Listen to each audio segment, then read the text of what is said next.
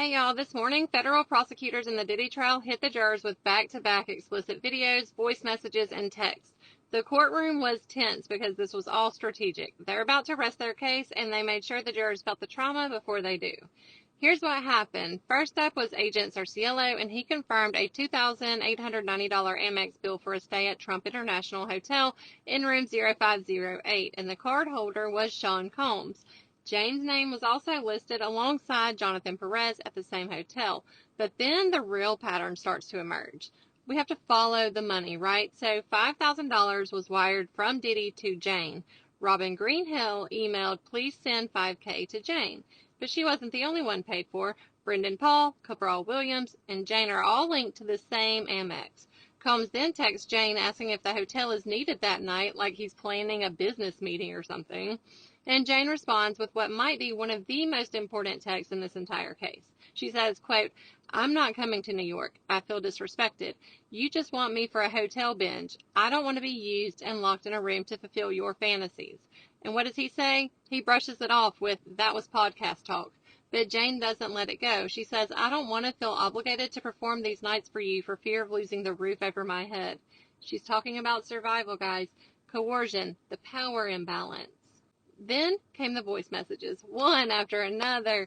He says, "We need more baby oil, 20 bottles in this mother effer. Can security bring me $5,000? Bring the lattes and vegetable soup." The court sees messages about party drugs, a text saying medical grade K, MDMA.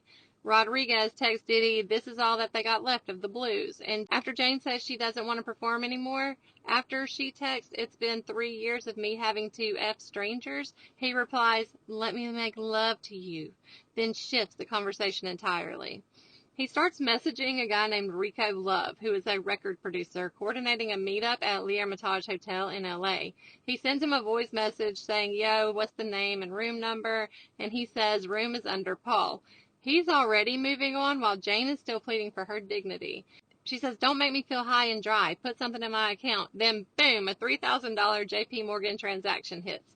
The feds are literally trying to prove a RICO case while Diddy's texting a man named Rico. The metaphor writes itself.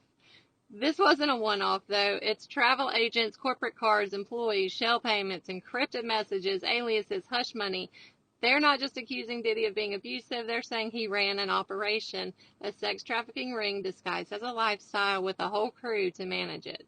The money, the hotel bookings, the drugs, the handlers, and the girls, it's all a system. And prosecutors just showed that every part of the system is on record with calls, text, hotel records, financial transfers, and voice messages. So yeah, the government is resting their case, but they left jurors with this message. This wasn't chaos, it was coordinated. And if you're wondering whether it fits RICO, the receipts, the recordings, the hierarchy all say yes. Even RICO was involved, just not the way we all thought. Enterprise, pattern, and profit, that's RICO. Follow me for all the breakdowns with all facts and no fluff. The defense is fixing to start swinging, and you know it's going to be heated.